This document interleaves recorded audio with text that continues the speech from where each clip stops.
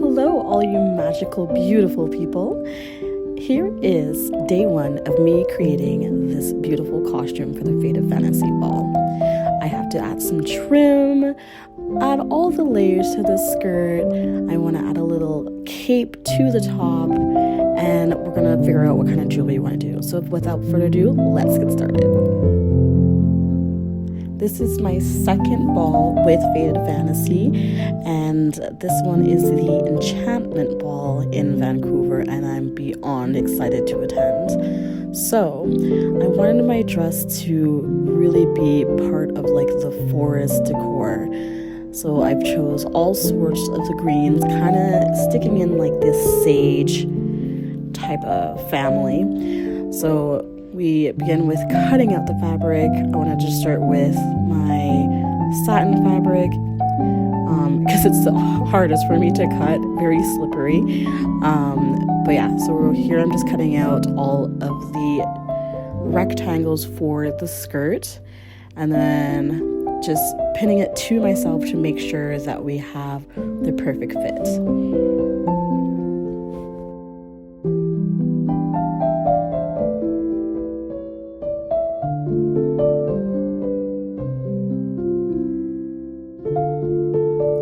With the skirt having a double slit, you want to make sure that the fabric overlaps in the front.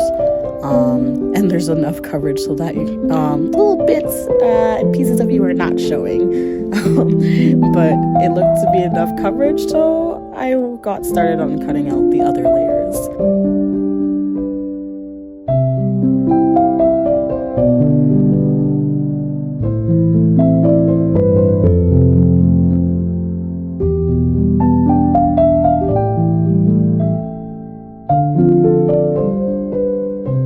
Once all the layers were cut, it was time to sew. So for me, I wanted to tackle the hardest part, which would be the top.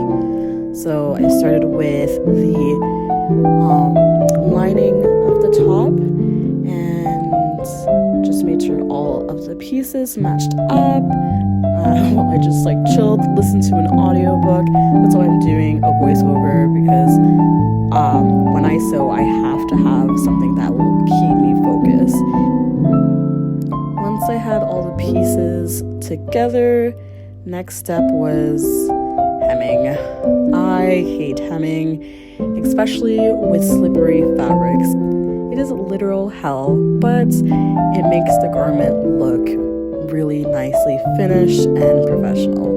So I just kept going and enjoyed my audiobook, and I knew there was going to be an end to it. Once I had everything hemmed, I went ahead and attached the cape part to the top. The reason we also do hemming is if you don't have a serger for a machine, it's like something that interlocks the fabric so that it doesn't fray. So hemming is a good way to get around that.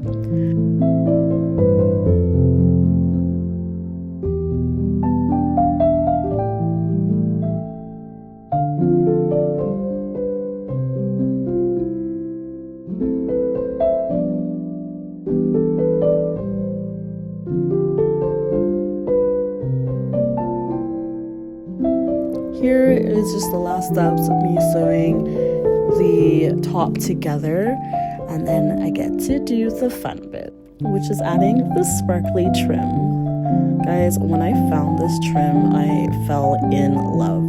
There's a East Indian fabric store kind of up in my area called Batia's Cloth House, and it's where I actually get most of my fabrics. They sell things very cheap, but it's good quality.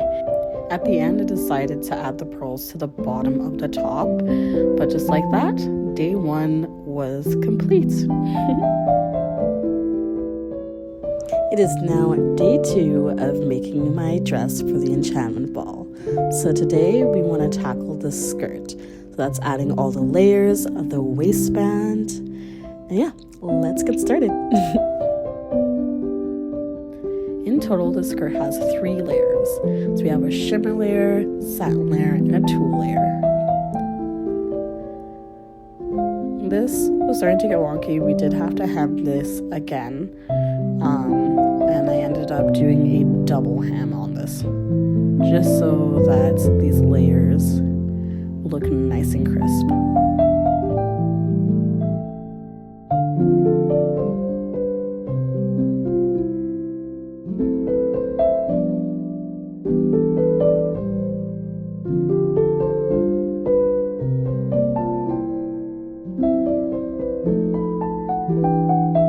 The hemming on this one took a lot longer because of how wide the panels are. But again, I just kept going, and just like that, all of it was done. On to the next one. Tulle is my favorite fabric. You wanna know why? Because I don't need to hem it. This fabric does not fray, so there is no need for it to be hemmed. But I did need to make two loosely stitched lines so that I could gather it onto the other layers of the skirt.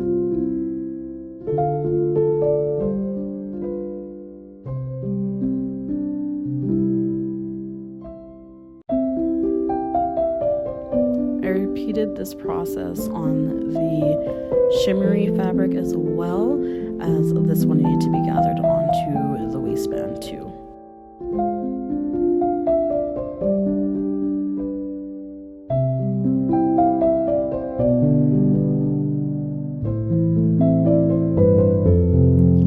So after gathering each layer, you had to pin it first, and then you were going to sew it down.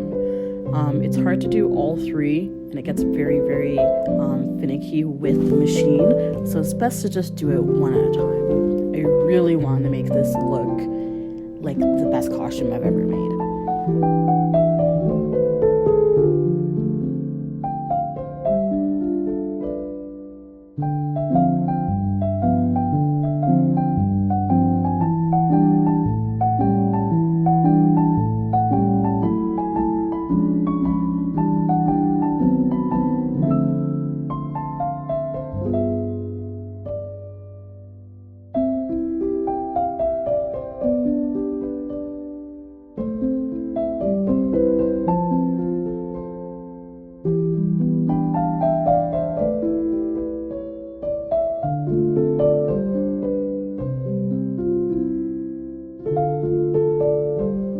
We are back at the machine to sew it all together.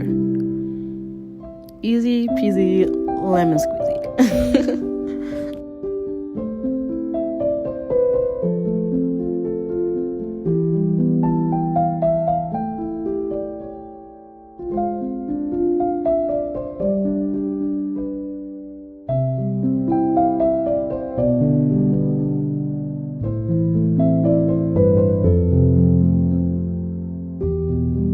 And just like that, after 3 solid days of work, spread out through a month, it is all complete. And I'm going to bed. Bye!